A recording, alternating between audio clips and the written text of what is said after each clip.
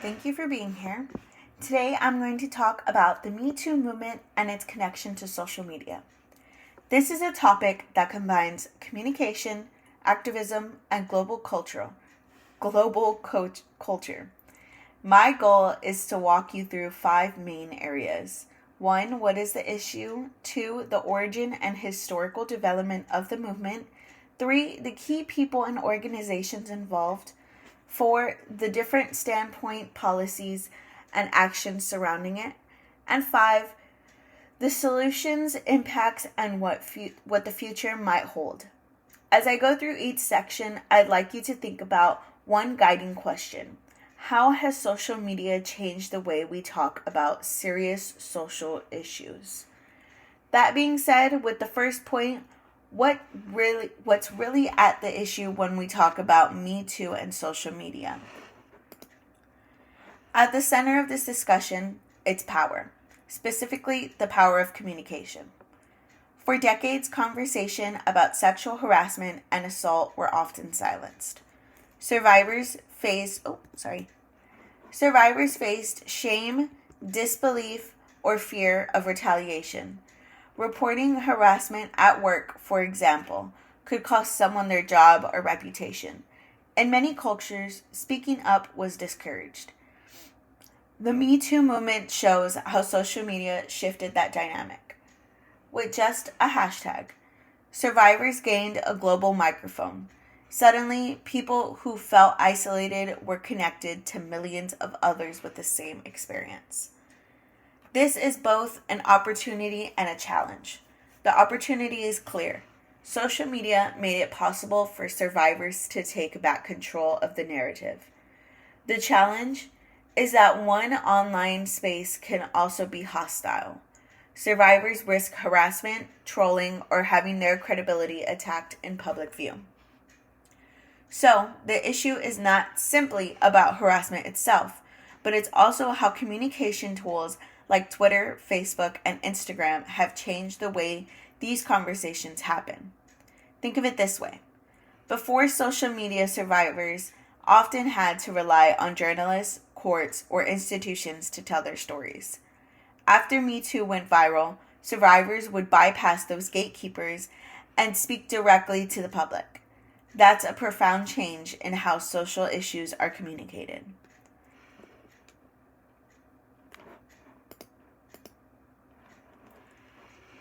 The origin, background, and historical development. The phrase Me Too actually began long before 2017. In 2006, activist Tarana Burke started using those two words to support survivors of sexual violence, especially young women of color. Her idea was simple but powerful. When someone shares their story saying Me Too, lets them know they are not alone. It creates empathy and solidarity. For over a decade, Burke used Me Too in community-based work, but it was relatively unknown to the wider public. That changed in October of 2017 when actress Alyssa Milano tweeted, "If you've been sexually harassed or assaulted, write Me Too" as a reply. This came just days after major newspapers published reports on Hollywood producer Harvey Weinstein's history of sexual harassment and assault. Within hours of Milano's tweet, the hashtag #MeToo was trending worldwide. Millions of people, not just women, but also men, began sharing personal stories online. By the end of the first 24 hours, Twitter reported over 500,000 uses of the hashtag. On Facebook, more than 12 million posts, comments, and reactions were recorded in that same time frame. So what had been a grassroots phrase in 2006 became a viral social media movement in 2017. That transformation shows the power of timing and technology. The right message amplified by digital platforms can turn into a global phenomenon. Key parties involved. Now, let's talk about the people and organizations involved in this issue. First, the survivors. They are the foundation of Me Too. Without their willingness to speak publicly, there would be no movement. The sheer number of stories shared in what made the hashtag seem impossible to ignore. Second, the activists. Tarana Burke is the most prominent, but countless grassroots organizers have kept the movement alive. Their focus has been on making sure the movement stays inclusive and does not lose sight of marginalized groups. Third, celebrities. High-profile figures like Alyssa Milano, Rose McGowan, and Ashley Judd helped draw mainstream media attention. Their visibility made it harder for institutions to dismiss the issue. Fourth, the journalists. Investigative reporters Jodi Kantor and Megan Towie of the New York Times published the story on Harvey Weinstein, while Ronan Farrow of the New Yorker added further evidence. These reporters helped legitimize survivor stories in the eye of the public. Finally, institutions. From corporations to universities to governments, once the movement went viral, these groups were forced to respond, whether by reviewing policies, updating trainings, or addressing scandals in their own organizations. Together, the group created the momentum that turned Me Too into not just a hashtag, but a social turning point. Standings, policies, and rhetorics and actions. Now, let's look at how different groups have responded.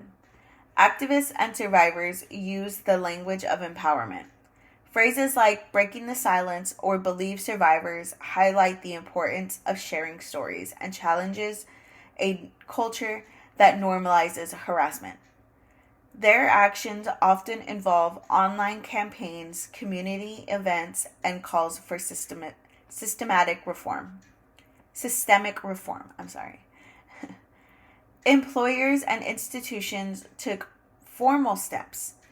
Many companies rolled out new sexual harassment training programs, created anonymous reporting channels, or updated their policies.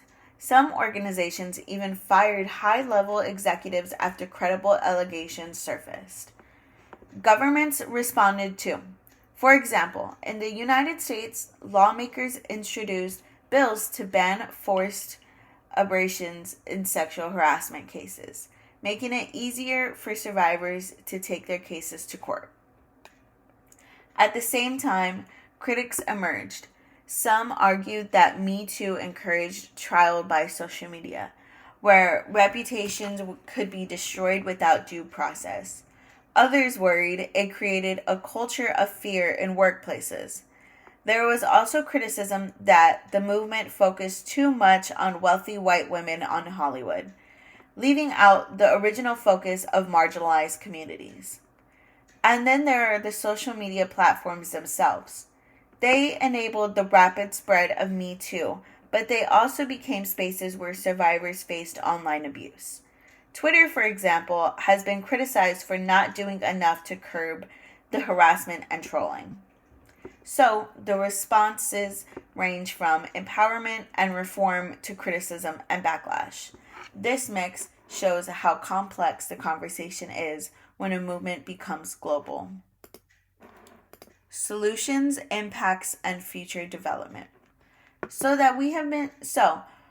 What we have been the results of the movement and where is it going next?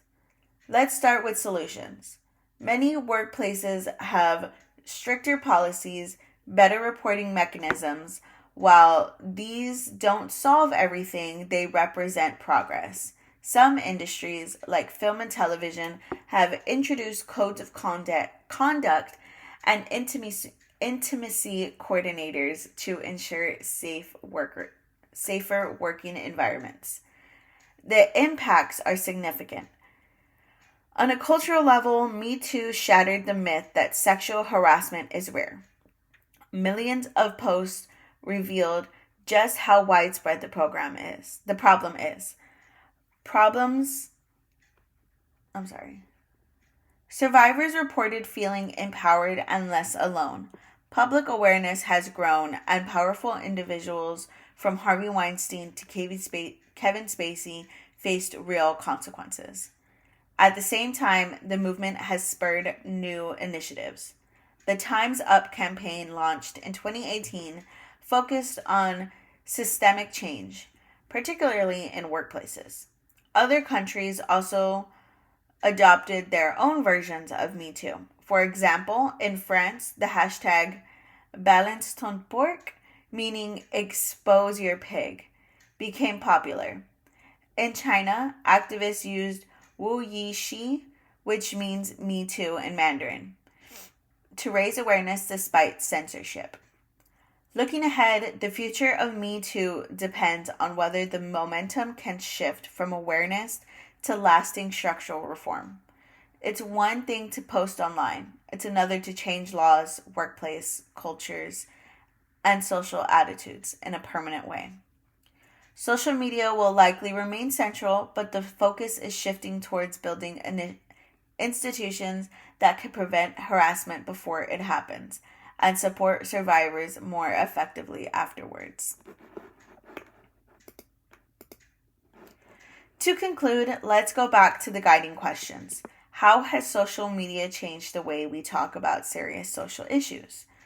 The Me Too movement shows us that social media can transform personal pain into public awareness.